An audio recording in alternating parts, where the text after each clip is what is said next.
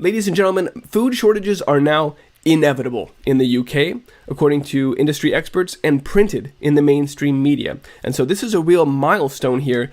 We're passing that point of demarcation where the media is openly, actively talking about food shortages affecting you and food prices rising. Let's have a conversation about that today. I'm Christian, and this is the Ice Age Farmer broadcast.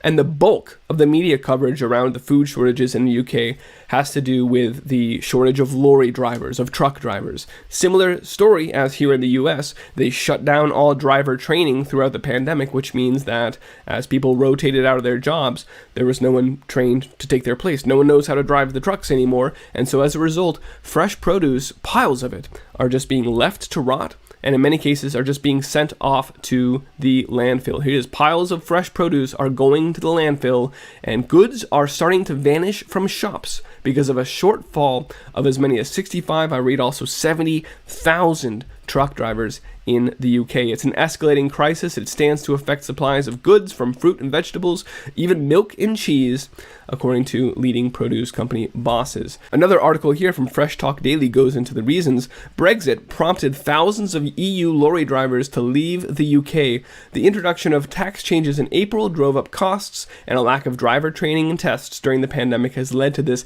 desperate shortage of truck drivers, according to a managing director of Nationwide Produce. As a result, deliveries are not going to supermarkets. Produce is there, it's ready to go, but it's not being delivered. However, in this piece is the only one that actually acknowledges that the record cold spring, thanks to the grand solar minimum, has had an effect on food production, and that plays into what's going on now. From The Grocer, food shortages now inevitable due to labor crisis, according to the industry warnings. Quote, worsening supermarket food shortages are now inevitable in the coming weeks, as labor shortages across the food supply chain approach the crunch point, the sector has warned. Chronic driver shortages, compounded by shortfalls across other sectors, including harvesting, manufacturing, and packaging, and the supply chain is creaking under the pressure. In fact, we're approaching a tipping point in supermarkets' ability to keep shelves fully stocked. Quote, the real crisis for food supplies starts now. As I said, the mainstream media telling you we have a food crisis. Just as the food chain reaction game predicted, just as we've been anticipating, because it's a problem reaction solution. You must eat the fake meat. We must take control over food production because, gosh, we would never want this to happen again. These food shortages were terrible. The CEO of Cold Chain Federation said, adding that while I'm typically skeptical about warnings about empty shelves, quote, this time it feels different. This time it's real. We're going to run out of food. Quote, everywhere you look in a supply chain, there are problems, as we've been talking about for a year now. Food already is not being replenished into supermarkets quickly enough, and it's not just because of logistics, but a lack of production. And that is the only reference, the only individual who dares to reference the fact that it was a record cold spring in the UK, as we covered. They were spending weeks lighting fires in orchards, trying to keep their trees alive. We saw how the potato season was off to a terrible start, and many, many other stories we don't have time to go into right now. But production has also been hit quite hard by the cold spring.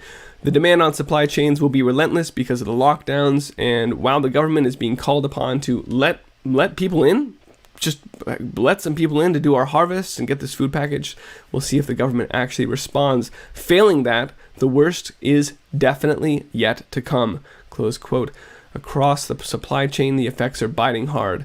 So it's not just this fresh produce that's sitting there to rot. It's also now here in the guise of Brexit. We read from their trade minister, Liz Truss, who announces that whereas the UK typically imports 230,000 tons of beef each year, next year in 2022, it will be a mere 35,000 tons. In other words, we're cutting it by an order of magnitude. That's down to like 12% of the amount of beef that the UK typically gets is what they'll be getting next year. It's going to be gone. Where's the beef? Is the question we'll be asking in the UK. Now, Liz Truss goes on to say, don't worry, we have a 15-year plan to start getting our beef from Australia instead of the EU, since they're cutting us off immediately next year. We'll figure it out over the next 15 years. Never mind the fact that that Australia has already under great pressure to end their beef industry, is already shutting down their meat plants permanently, as we've covered, because of cow farts, and we need to shift towards insect-based proteins. This is basically just an excuse. We'll figure it out 15 years from now. In the meantime, there will be no beef in the supermarkets in the UK. And the UK, ladies and gentlemen, is just a bellwether here of what is to come everywhere. They're just the ones leading in the headlines right now. And this is particularly true in light of the fact that the disruptions to the supply chain continue and accelerate. For example, we saw a lot of coverage of the Suez Canal, that ship getting stuck there, and how the cascading ramifications of that were felt throughout the global shipping industry. That incident itself, even though it was only mere weeks ago, and we're still feeling the effects of it, is now also dwarfed by the shutdown of the Yantian port in China due to COVID, right? Well, there's an outbreak, shut down the port. It's insane, which means that all of these ships you can see here on the map are stopped. They're stopped. They're full of containers coming in. There are containers waiting to get out of China. We already know there's a shipping container shortage. And so when you shut down one of the biggest ports in the world, it just throws an even bigger stick into the bicycle wheel of global trade. So what we're seeing in the UK is, fair to say, coming to stores near you, empty shelves. And so the question really that I want to close with today here is, here's a picture that I drew of two supply chains. On the left, we have the one that currently feeds most people in the world. We get fertilizers from big ag chem companies across the world. They're shipped in, but there's a shortage of those right now. That's all right. Maybe we'll just dig in a little bit to our soil fertility and try and eke out a crop this year. Oh, wait, we're running out of drought. The government is turning off the water. Well, maybe we can truck in some water at great expense to our operations. We've been reading about that in the US right now. All right, so we got some water. Oh, now we don't have labor because the government won't let in people because of COVID. Well, maybe we found some high school interns and got them to pull the crops out of the field. Well, now we don't have diesel because that pipeline was shut down in a cyber attack. So let's back up. We can pay more money. Fuel prices are higher, but at least we can get our product over there to market. Oh, wait, we're out of shipping containers. You see where I'm going with this? Well, let's say we spend 10 times more than we did last year, which is what's actually going on, just to get some shipping containers, and now our product is loaded. Oh, crap, now the ports are closed, and we can't even get these goods moved. Well, give it a couple extra weeks, some delays, some loss, some spoilage, but some of that product eventually got to the food processing. Oh, crap, those plants are shut down too now. JBS shutting down in the cyber attack, other companies shutting down due to COVID.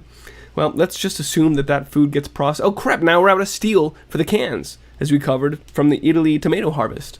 Tomatoes going to rot there because they don't have steel to make cans to get the tomatoes in the cans, and so they're just going to rot. And even if they did get some cans, now we're reading, we don't have any drivers to get those cans to market. So it's just this cascading series of failures. You can see every leg along the way of this supply chain is under relentless attack by the technocrats who wish to demolish it. It's a controlled demolition of our global supply chain so that we can make the case that you need to be eating bugs that were grown next door to you. Now on the right is the other choice that you and I have. We can grow our own food. We can raise our own animals. And none of these things here are going to affect your garden. You can do whatever you want there. You can make it drought tolerant. You can put it right outside your window. Doesn't matter if there's any truck drivers. That is a resilient food production system right there. Your own. Ladies and gentlemen, on which of these supply chains do you wish to bet your life? The answer, I think, is quite obvious. Start growing food today. Start raising animals today. And make sure to tell the people around you. Make sure to get your community on board as well. It's going to take all of us working together to stand up new systems of production and distribution within your community to get through the tumultuous times ahead. Let's end on that point today. Good luck to you in the UK. please let me know what you're seeing there on the other side of the pond. I've got access to media and to a lot of people letting me know that yes, there are empty shelves and it's noticeable now. But I really want more data. I want to hear from you. Send me a note about what you're seeing. iceagefarmer@protonmail.com. Ladies and gentlemen, thanks for watching. You can find this report and all my reports on iceagefarmer.com. If you appreciate this broadcast, if you value this information, please help me keep it running. There's a few ways you can do that listed at iceagefarmer.com/support. For now, thanks for watching, folks, and be well.